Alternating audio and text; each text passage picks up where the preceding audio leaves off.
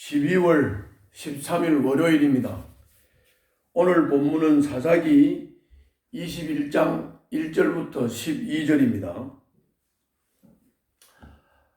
어제 말씀대로 베냐민 지파가 이스라엘 전 지파 연합군들에 의해서 전멸이 되었습니다. 600명만 남았습니다. 베냐민 지파가 멸족할 위기에 이르게 되었습니다. 이렇게 되자 감정적으로 일을 처리를 했지만 이제 감정이 다 해소가 되고 이성으로 돌아와서 보니까 바로 후회할 일이죠. 다시 말하면 12지파 중에서 지파 하나가 없어지게 생겼습니다. 그래서 그것에 대한 해결책을 강구해야 되었습니다. 정말 감정대로 일을 처리했는데 정신 차리고 보니까 후회할 일이 된 겁니다. 그러면 이렇게 되었으면은 이제는 좀 정신을 차리고 이 문제를 해결하기 위해서 하나님께 여쭙고 하나님께 물어보고 하나님의 응답을 듣고 대안을 세우고 해야 되지 않습니까? 그런데 이 사람들은 또 하나님께 묻지 않고 대안을 세웠습니다. 자기들의 소견에 옳은 대로 대안을 세운 겁니다.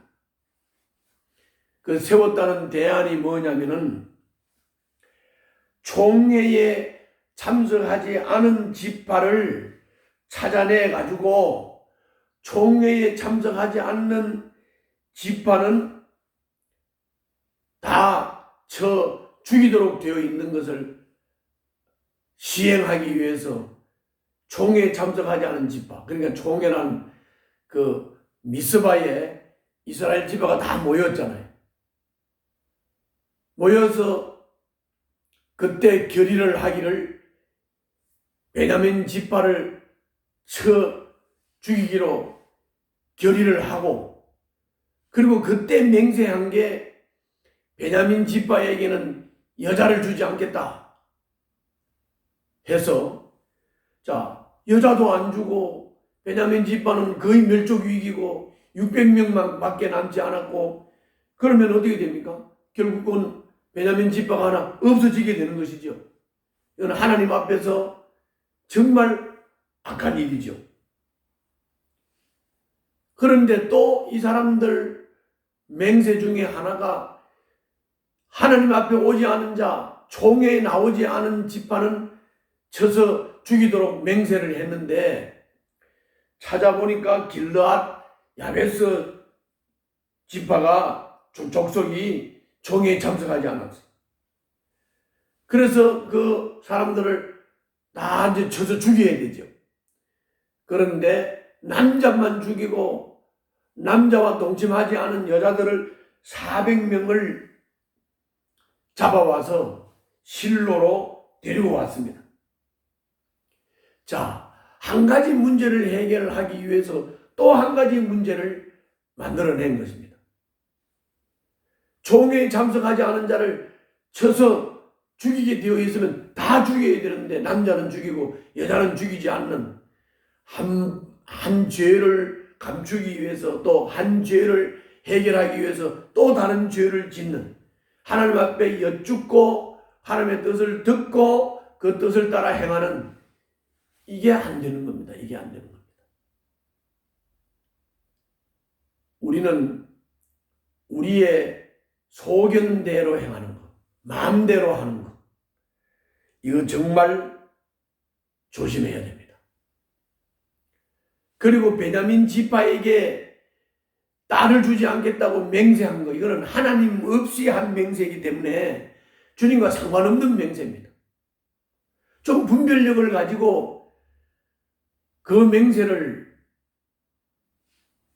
취소할 수도 있는 겁니다. 왜? 하나님 없이 한 맹세니까. 그런데도 이 사람들은 그렇게 하지 않았습니다.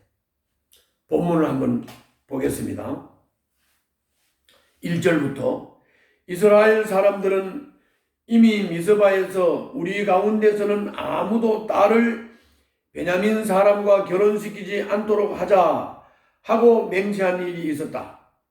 이스라엘 백성은 베델에 이르러 거기에서 저녁이 되도록 하나님 앞에 앉아 소리를 높여 크게 통곡하였다. 그들은 울부짖었다. 주 이스라엘의 하나님, 어찌하여 이런 일이 이스라엘에서 일어났습니까? 오늘 한 지파가 끝내 이스라엘에서 없어지고 말았습니다. 참 말하는 것도 웃기죠. 주 이스라엘의 하나님, 어찌하여 이런 일이 이스라엘에서 일어났습니까? 저들이 저질러 놓은 일이에요. 오늘 한 지파가 끝내 이스라엘에서 없어지고 말았습니다. 저들이 저 맘대로 소견에 옳은 대로 결정해서 행한 일입니다. 그러면서도 하나님 어찌 이런 일이 이렇게 하나님 탓을 합니다. 다음 날 아침이 되자 백성은 일찍 일어나 거기에 한 제단을 쌓고 번제와 화목제를 드렸다.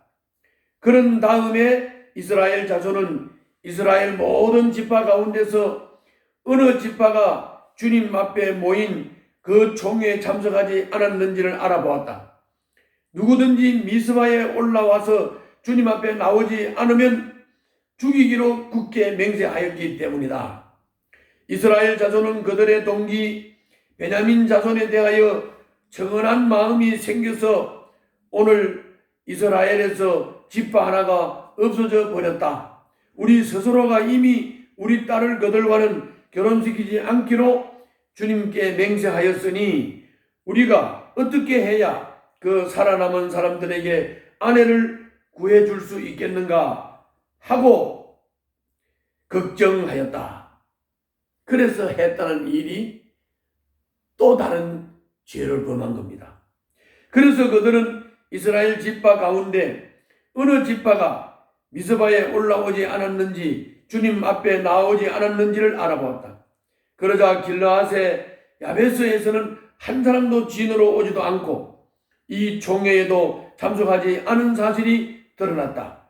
그들이 백성을 일일이 살펴보니 정말 길르앗의 야베스 주민은 한 사람도 없었다.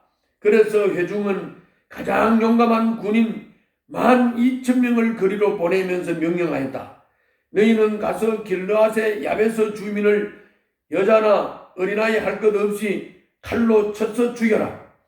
너희가 할 일은 남자를 모두 죽이고 남자와 동침한 일이 있는 여자도 모조리 죽이는 것이다. 그들은 길르앗의 야베스 주민 가운데서 아직 남자와 한 번도 동침하지 않은 처녀 400명을 찾아내어 가나안 땅의 실로에 있는 진호로 데리고 왔다. 제가 요약해서 한번 설명하고 본문을 읽었습니다. 이제 내용은 잘 아시겠죠? 이제 정리하면 주님의 뜻과 상관없는 맹세는 자기 결심에 지나지 않습니다. 입다가 헛된 서원으로 딸을 희생시킨 것처럼 이스라엘은 헛된 맹세 때문에 잘못을 바로잡을 길을 스스로 막아버렸습니다. 그들이 베냐민 사람에게 딸을 주지 않겠다고 한 맹세는 주님의 땅 뜻과 상관없는 지극히 감정적인 결정에 불과한 것입니다. 자기 확신의 종이 되지 말고 늘 말씀의 종으로 자신을 세워 가시기를 바랍니다. 자기 확신은 중요하지 않습니다. 하나님의 뜻을 바로 분별하고 그 뜻을 따라 순종하는 것이 중요합니다. 그런 사람으로 세워져 가시기를 바랍니다. 이스라엘이 다시 다시 잘못된 길을 택했습니다. 하나의 잘못을 해결하기 위해서, 문제를 해결하기 위해서 또 다른 문제를 만든 겁니다. 베냐민을 살리기 위해 야베스를 죽이기로 한 것입니다. 그들은 야베스 사람들에게는 일만의 기회도 주지 않고 일방적으로 도륙해버렸습니다. 맹세한 대로 모두 죽이지도 않고 처녀 400명만 사로잡습니다. 자기 소견에 옳은 대로 죽이기도 하고 살리기도 한 것입니다. 자기 잘못을 바로잡으면 남이 아니라 자기를 희생해야 되는 거 아닙니까? 자기 잘못을 바로잡겠다고 남을 희생시키고 남을 죽이고 자기 희생을 하지 않는 이런 것은 잘못된 것입니다. 우리는 한 문제를 해결하기 위해서 한 문제를 또 만들면 안 되겠습니다. 베냐민을 살리기 위해서 야베스를 죽인다는 것은 말이 되지 않습니다. 무엇보다도 중요한 것은 하나님에게 이 문제를 여쭙고 하나님의 말씀을 듣고 하나님의 뜻에 따라 해결책을 찾았어야 하고 해결책을 결정했어야 되는 것입니다. 우리는 이런 실수에 빠지지 않도록 해야 되겠습니다. 기도하겠습니다. 제가 잘못한 일을 덮으려고 해결하려고 또 다른 잘못을 더하지 않도록 항상 분별력을 주시고 하나님께 여쭙고 하나님의 뜻을 따라 행하는 저희들 되게 하여 주시옵소서. 예수님 이름으로 기도하옵나이다. 아멘.